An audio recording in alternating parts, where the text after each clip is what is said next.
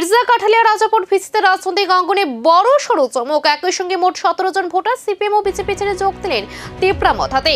এই দলবদলকে ঘিরে ইতিমধ্যে এলাকায় শুরু হয়েছে জোর রাজনৈতিক চর্চা। জানা গেছে দীর্ঘদিন ধরে চলমান রাজনৈতিক অসন্তোষ এবং এলাকার উন্নয়ন সংক্রান্ত নানা ইস্যুর জেরে এই সিদ্ধান্ত নেন তারা। হঠাৎ করে একসঙ্গে এত সংখ্যক ভোটারের দলবদলকে কেন্দ্র করে চাঞ্চল্য ছড়িয়েছে গোটা রাজাপুর ভিসি এলাকায়। সিপিএম ও বিজেপি দুই শিবিরে এই দলবদলকে ঘিরে শুরু হয়েছে আত্মবিশ্লেষণ। অন্যদিকে তিপ্রামথা শিবিরে যোগদানকে জনসমর্থনের নতুন বার্তা হিসেবে দেখছে। বিশৃঙ্খলা কখনোই বরদাস্ত করা উচিত নয় এবং সেই বিশৃঙ্খলা দিয়ে কখনোই আমাদের উন্নয়ন হবে না। তাই আমি আজকে এটাই কথা দিই, এই এলাকার বিশেষ করে আমাদের রাজাপুর এলাকার লোক যারা আজকে আমাদেরকে বিশ্বাস করে তিপ্রামথে এসেছেন, 100% গ্যারান্টি দেই, সুখে দুঃখে সবসময় আপনাদের পাশে থাকবো। আর আমি এই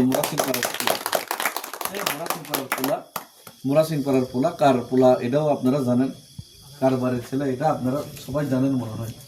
আমাদের পরিবারের কেমন ব্যাকগ্রাউন্ড আপনারাও জানেন। আমরা ময়রা যাবো কিন্তু কোনো সময় কম্প্রোমাইজ করতাম না, এমন পরিবারের লোক।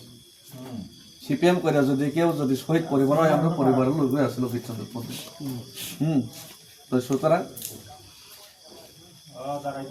পার্টি যেসাই হোক, কিন্তু আমরা জনগণের জন্য, এলাকার জন্য, এলাকাতে কিভাবে ডেভেলপ করা যায়, উন্নয়ন করা যায়, সেটার জন্য আমরা সবসময় বদ্ধপরিকর।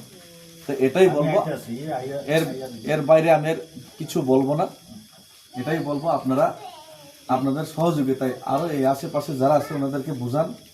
আমি গ্যারান্টি দিচ্ছি, তিপ্রামথা যদি এখানে পঞ্চায়েত দখল করে, এবং পঞ্চায়েত দখল না করার পরও, দখল তো করবেই, পঞ্চায়েত দখল না করলেও, দখল শব্দটা হয়তো ভালো হবে না, আমরা যদি সবাই মিলেমিশে জয়লাভ করি, তাহলে আমি গ্যারান্টি দিচ্ছি 17 জন ভোটারের এই দলবদল কি শুধুই স্থানীয় অসন্তোষের ফল, নাকি এর পেছনে লুকিয়ে আছে আরো বড় রাজনৈতিক সমীকরণের পরিবর্তনের ইঙ্গিত? আগামী দিনে রাজাপুরের রাজনৈতিক পালাবদল কোন দিকে মোড় নেবে, সেদিকে এখন তাকিয়ে সব পক্ষ।